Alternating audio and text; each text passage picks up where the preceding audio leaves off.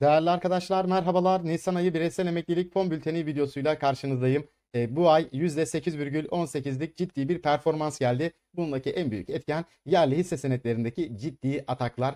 Portföyde de geçen aydan bu aya biraz olsun arttırma gerçekleştirmiştim. Yerli hisse senetlerinden güzel de tepkiler geldi. Altında azaltımlar yapmıştım. Altında zaten bir zayıf performans ayı gerçekleşti. Bu şekilde önemli bir performans ayı oldu. Bireysel emeklilik sisteminin avantajlarını birçok videoda anlattım arkadaşlar. Bireysel emeklilik sistemi birikimi çok ciddi kazançlara itebilen önemli bir yatırım metodu. Hem devlet katkısı alıyorsunuz %30 oranında hem de bu fon getirileriyle çok ciddi kazançlar sağlayabilirsiniz. Yıllıkta %50 hedefleri sağlamanız işten bile değil. %50 10 yıllıkta performans 57 katı yapar arkadaşlar. Ki benim burada tutmuş olduğum bültende çok daha az bir hedef ile gerçekleştiriyorum. İlk 20 bin lira ile başlamıştım ki anlatımı daha kolay olabilsin. Bir miktar üzerinden konuşabilelim şeklindeydi.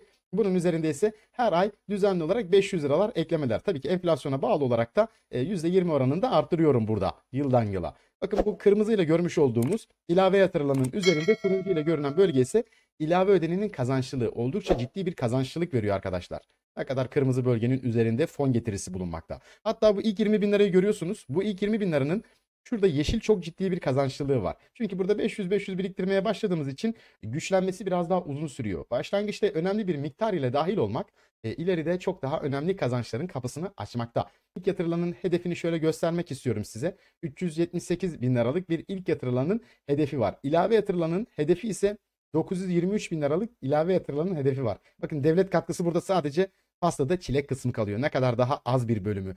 Konunun aslında devlet katkısından çok daha öte bir sistem olduğunu anlatmak için de böyle bir Excel tutuyorum. Bu Excel'i de YouTube sayfamın hakkında bölümünden ulaşabilirsiniz ve birçok takip serilerine, eğitim videolarına, hazır tablolara, kullanmış olduğum indikatörler ve birçok sektörel incelemelerle ilgili tablolara katıl desteğine de ulaşabiliyorsunuz. Bu tablolar ama tamamen tüm abonelere açık şeklindedir. Çünkü uzun vadeli yatırımı daha fazla kişinin ilgisini çekmesini istiyorum. Bakın 10 yıllık buradaki hedefi 1 milyon 376 bin liralık hedefi var. Çok şükür gayet başarılı bir şekilde portföyde ilerliyor. Her anlatımımı elimden geldiğince sizlere şeffaf, açık bir şekilde yapmaya çalışıyorum. Çünkü anlatılanlar havada kalmasın. Bir yanlışlık varsa onlar da yazılı bir şekilde ortada olsun. Biz de düzeltmeye çalışalım. Hatalardan ders çıkartabilme imkanı yazılı bir çizelgeyle olabilmekte. Hemen şöyle devam ediyorum. Sizlere şu anda bir piyasa incelemesinde bulunacağım. Bu ay hangi enstrümanlarda daha iyi ataklar olabilir? Bir teknikle bu konuyu biraz değerlendirelim. Arkasından da yeni fon bültenimi sizlere yayınlamak istiyorum. Ramazan ayında biraz daha zor oluyor arkadaşlar. Kusura bakmayın, dil sürçmeleri artıyor. Hakkınızı helal edin. Hemen şöyle başlayalım. Öncelikle BIST 100'deki süreci bir görelim. BIST 100 eski zirve seviyesine çok yaklaşmış durumda ve şu anda haftalıkta TD seviyesinde de bakın daha önce Mükemmel 9'dan çok sert bir düşüş görüyorsunuz. Mükemmel 9'dan düşüşleri görüyorsunuz. Mükemmel 9 düşüşleri. Yakın bir seviyeden sonra Mükemmel 9'dan sonra önemli düşüşler gelebiliyor. PD'ye göre bakın bir üst kanalda da ataklar yapabilir. Buradaki direnç seviyesine yani 2774 seviyelerine doğru Mükemmel 9'una kadar da bir gitme potansiyeli hala burada görünüyor. Bu kanal kırılır mı? Bu şirketlerimiz erimiş durumdalar. Bunun telafisi anlamında atakların devam edebileceğini, bu kanalın da kırılabileceğini düşünüyorum. Hemen şöyle sizlere bir günlükteki sürecine de bir göstermek istiyorum borsamızın. Bakın burada kritik bir seviye 2406 seviyesi, geçmiş zirve seviyesi. Bunun üzerinde pozitif kafamalar önünü tamamen açacaktır. Engeli şu anda geçmiş zirve seviyesi olarak görülmekte. Burada REMA indikatörü uzun zaman sonra burada da bir pozitif dönemini yine başlatmış durumda. Şöyle hemen bir görelim. RSI indikatöründe de günlük haftalığın üzerinde trend yönü şu anda hala pozitif devam ediyor. Bakın günlüğün haftalığın üzerinde olduğu bir dönem, günlüğün haftalığın altında olduğu bir dönem. Şu anda yine günlük haftalığın üzerinde pozitif bir seyir devam etmekte. BIST 100'e döviz bazında şöyle baktığımızda kuvvetli EMA 377 direncinde yer aldığını görmekteyiz.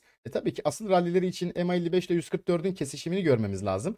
Daha erken bir süreç var. Ancak hani bir süre yine bu bölgelerde kalıcı olabilmesi borsamız için ilk etapta güzel olabilecektir. Çünkü altında haliyle bulutu var. Yine EMA 144 ve 55 de var. Bu bölgelerde kalıcı olması borsamız için artık trend yönünü yukarı tarafa çevirebilmesi imkanını verebilir. Bakın burada EMA 55 144'ü tekrar kestiğinde mutlaka önemli ataklar borsamızda gelecektir. Hemen devam ediyorum. Şöyle hemen bir Dolar TL paritesine bakalım. Dolar TL paritesindeki süreçte şu anda yukarı eğilim devam ediyor. Bulutun üstünde MA55'in ve Q cinseninin üzerinde trend yönü pozitiftir. Şöyle bir de haftalıktaki sürecini bir görelim. Evet, bulunduğu yerde de herhangi bir sorun yok. Q cinsenin üzerinde ve trend yönü gayet güzel pozitif devam ediyor. Bollinger seviyesinin de üzerinde, Q cinsen üzerinde trend yönü pozitif ve şu üst kanalda şu anda devam ediyor.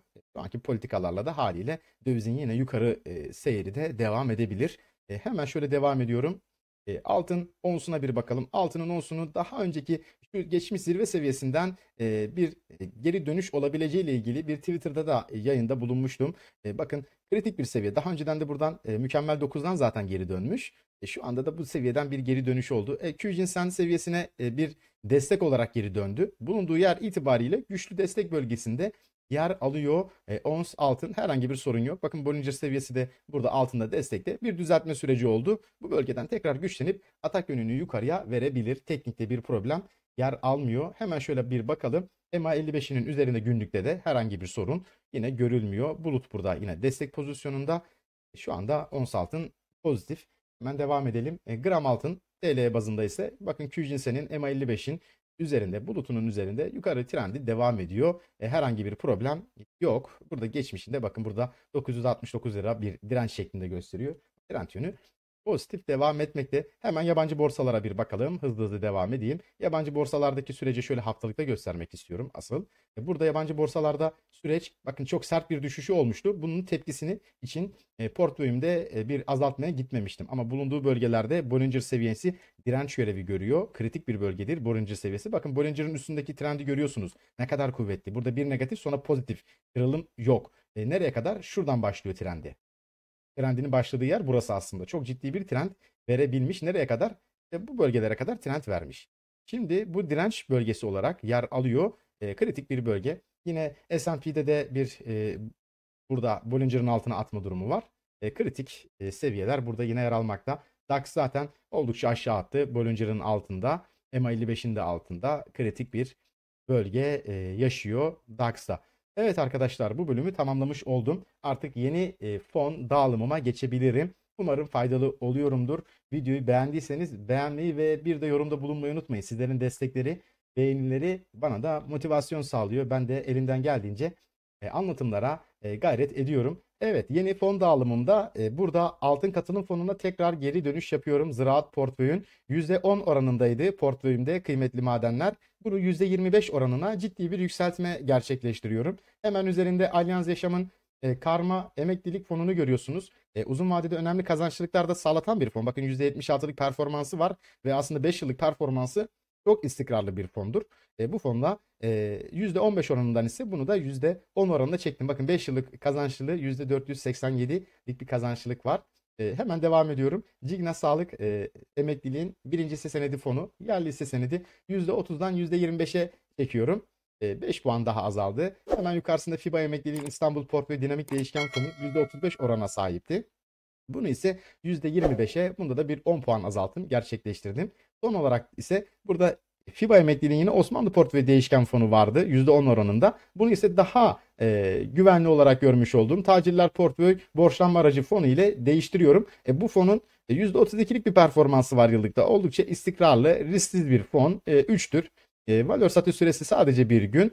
Bu nedenden dolayı bu kazançlılık sonrasında bir daha bekleme pozisyonunda hamle olarak değerlendirebilirsiniz. Bunun ise oranını %15'e çektim. Bu şekilde bir yeni fon dağılımı oldu. Altında kısa özetle altında biraz arttırım, hisse senetlerinde ise biraz olsun azaltım şeklinde bir yeni dağılım oldu. Umarım faydalı bir video olmuştur arkadaşlar. Videoyu beğendiyseniz tekrar hatırlatmak istiyorum. Beğenmeyi unutmayın. Gelecek bir videoda görüşmek dileğiyle. Kendinize çok çok iyi bakın. Hoşça kalın.